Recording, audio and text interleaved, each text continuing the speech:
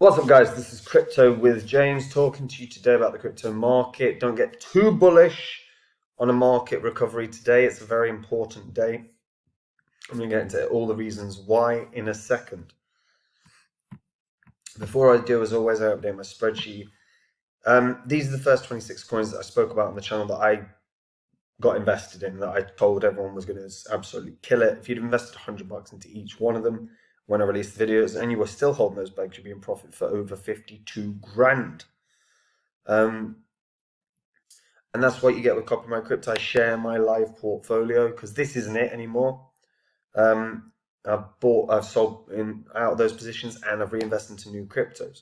And if you want to see what I've got, like I said, you can check out Copy My Crypto. And in the next 24 hours, Copy My Crypto members are going to get shown how they can get 100 NFTs for free. Let me repeat that: 100 NFTs for free. If they get these, my God, even if the NFTs do half decently in terms of price, you might have a small fortune. That's a nice opportunity for people to maybe gain a huge position. So if you want to learn what they are, you should check it out. And one thing I do reiterate, and I want to continue putting this point across, there are a lot of people that are new to crypto at the moment, and this cycle feel, if they've been in it, if this is your first, you've been in it a while, and you're like, oh, this is going to go on forever and ever. It doesn't. It doesn't. And when it crashes hard. Bank profits along the way. And when the bear cycle kicks in, it's a beautiful time. The bear cycle is where you make investments that would change your life. Make no mistake about it. Phantom, if you'd put $100 in when I did the Udemy course, you'd have $310,000. All I do during the bear cycle is find those gems, and I'll share them with everyone. So if you want to be a part of that as well, then check it out. All right. The market has been recovering a little bit, and that's off of the basis of, like when I woke up this morning, Bitcoin was at like 49,100. So there's been a reasonable recovery. It's not something to get too excited about yet. I'm not expecting this to continue. Part and parcel is this news. So we know about this. I've actually spoken about this recently. The 6 crypto CEOs are going to be testifying before the House Finance Committee, and that's happening today. And they are notoriously skeptical about crypto, so I'm not expecting good things from this, particularly given that in the past sort of 7 days, we've had a crypto flash crash where 20% of the market crashed over the weekend. There's been another hack at the crypto exchange Bitmort. So these kind of moments in a market are so unusual from what happens in your traditional financial markets that it's going to be approached with reasonable amount of negativity from a group of people, particularly Maxine Waters, who are generally skeptical of this as a market. So I'm expecting that during this hearing, we're going to hear a lot about that. But the bigger thing is how it's reported, because fundamentally what I do believe is they could absolutely hit it out of the park. All these CEOs, your list is here. But if all these CEOs smash it out the park, and the Maxine and all the other members of the committee become bullish, let's say, on crypto, if it's still reported negatively in your Sky News, your Wall Street journals, your whatever, then the market gets hit, regardless of the reality of the testimony. And I'm not convinced that we're going to see a great result for crypto here. Beyond, it is great to hear that the markets getting more exposure. They do need to. And the whole point of this is about sort of figuring out the regulation that's necessary for the market, which, to a degree, there is necessity with it. But it's going to be a tense, um, a tense sort of moment, and I don't feel that there's a huge likelihood that we're going to see positivity come out of this. So yeah, it's one of those where how this is reported is going to have a massive market impact. And I'm not optimistic because we've seen how mainstream media generally reports crypto anyway. But yeah, so be wary of that because, like I said, some negative stories, especially based on testimony at Capitol Hill, is going to have a negative impact on the market. So you should be aware, like approaching that with some level of caution today if you're thinking about like strengthening a position. Not financial advice, of course, but that's just my 2 cents. The positive news, there's been a bunch of positive news, by the way, about crypto. This in and of itself should be positive news. I just don't think its result will be positive on the market. Could be wrong. But there has been a bunch of positive news in the market. So Citi, Visa, Amex, Block, formerly Square, have been investing into a blockchain intelligence platform called TRM Labs. They've raised $16 million in funding from these places. Again, it's another positive step in terms of seeing how crypto is starting and how blockchain, more than anything, how blockchain services are starting to integrate into venture capital firms on a bigger scale. And that's what we do want to start seeing. So TRM is actually a cross-chain data with threat intelligence, advanced analytics, and intuitive visualizations to help organizations detect crypto fraud and financial crime. That's a good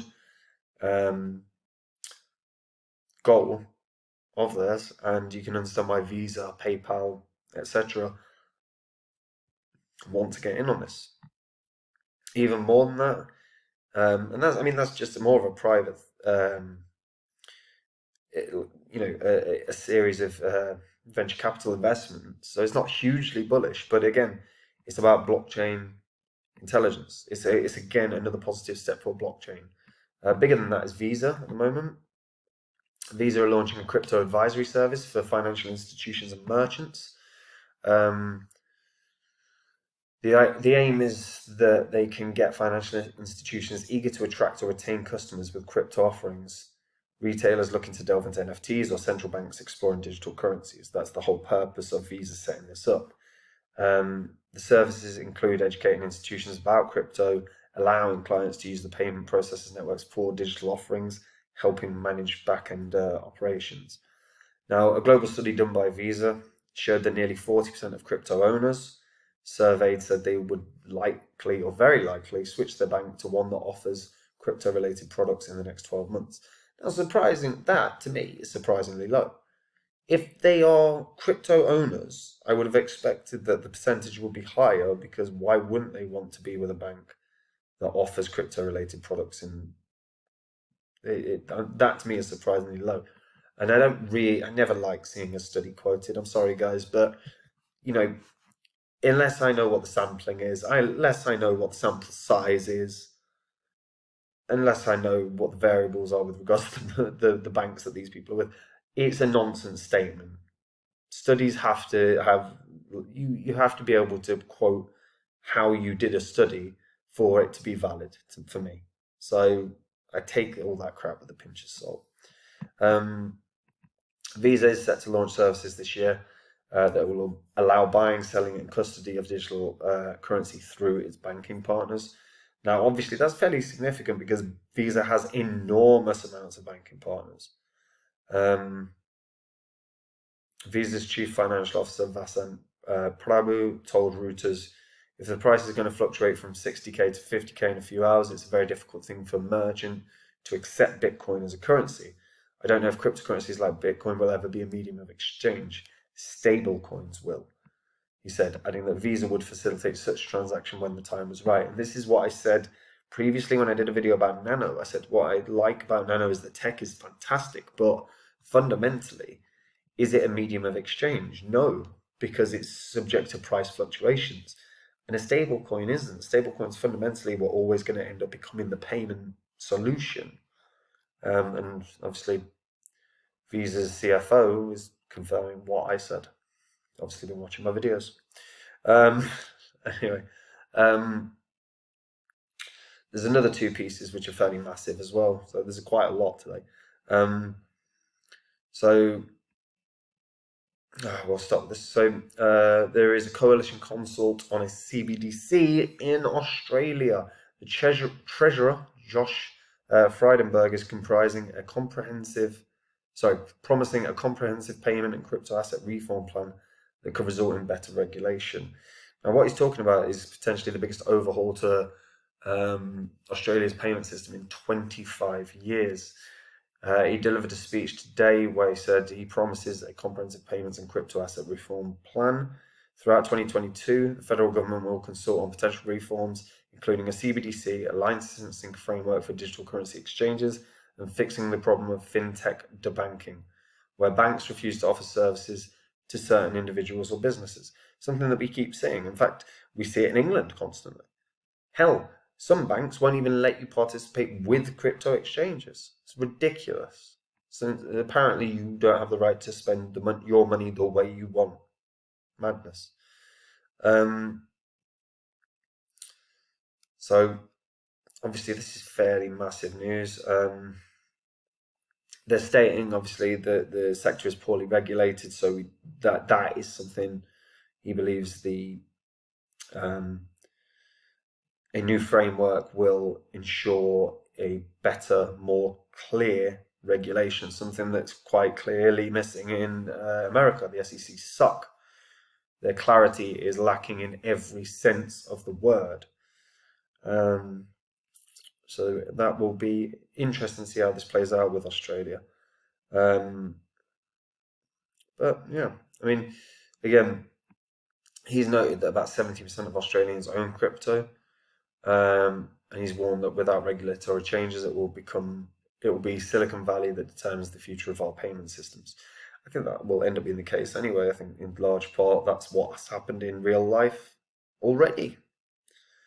You know, the payment systems that we have in place in this world are more down to third party than banks now in a lot of ways. Apple Pay. Not that I use Apple, I think it sucks, but you can see my point. But yeah, it's going to be very, very intriguing to see how that plays out. So that's going to occur from next year. And they're hoping to deliver it by mid-2022. So yeah, that could be good news. That could be great news for Australia. They might have a leg up on every other bloody country at this point. The last piece of news is quite simple. Crypto lobbying is going ballistic. None of this is a surprise, by the way.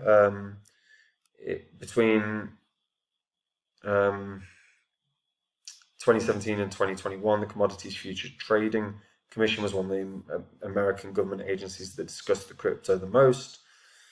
And since then, Brian Quintenz, who ran the technology committee, has joined Andreas Horowitz, which is a venture capital firm, an investor in crypto startups, as an advisor.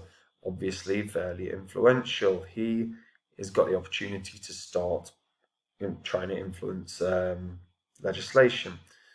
And we've seen a number of officials across the board do this.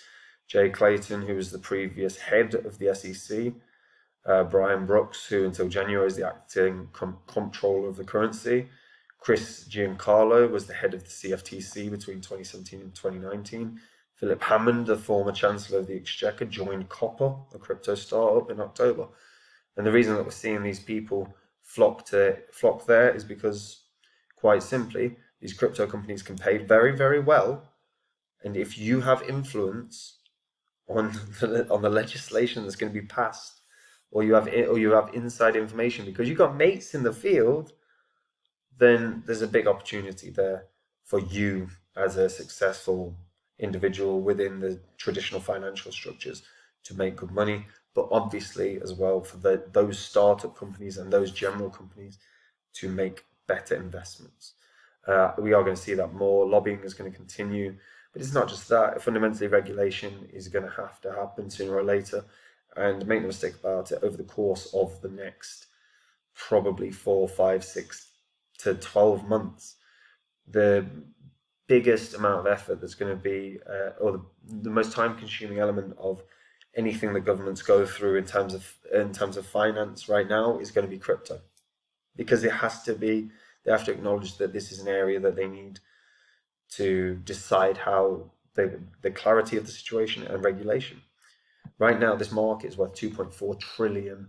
$2.4 trillion. And governments want their cut. So sooner or later, that's going to come. But yeah, it's an intriguing one. There's some really positive news here as well. You know, Visa getting in, Australia looking for CBDC. While I hate CBDCs, it pushes clarity of thought, clarity of regulation. It also, you know, whatever Australia end up building that CBDC on potentially, that if you're invested in that crypto, whether it's an XRP or a Phantom or a Stellar, it's going to run very, very well in price. But yeah, but today I would not be. I don't think I would be jumping in on any positions today, not with this occurring, because I think it's going to be such a battle in terms of the questions asked. I don't think this is going to be an easy conversation, and I think we have a tendency in the West to sensationalize reporting, and I am sure that the reporting here is going to be sensationalized again negatively towards crypto, and that will impact the market. So it's something you do want to bear in mind. I'm not saying it's guaranteed to happen. Maybe those CEOs knock it out the park, but with a skeptical committee, I'm not hopeful. Anyway, that's it from me. Hope you are all keeping very, very well. If you're new to crypto, like I said, you will want to check out Copy My Crypto. It's where I share my portfolio. We've had some massive, massive wins recently. And on top of that, we offer some really, really cool opportunities. One that everyone's going to learn about in the next 24 hours is a way that they can get their hands potentially on 100 NFTs. Any of them do half decent. You might be sitting on a small little fortune. So if you want to learn what these are and you want to learn about this opportunity, and on top of that, you want to match my gains and, you know, learn what I think is going to be the next 100, 200, 300x coin when the bear cycle kicks in, and check it out, guys. Anyway, that's it from me. Take it easy. Bye-bye.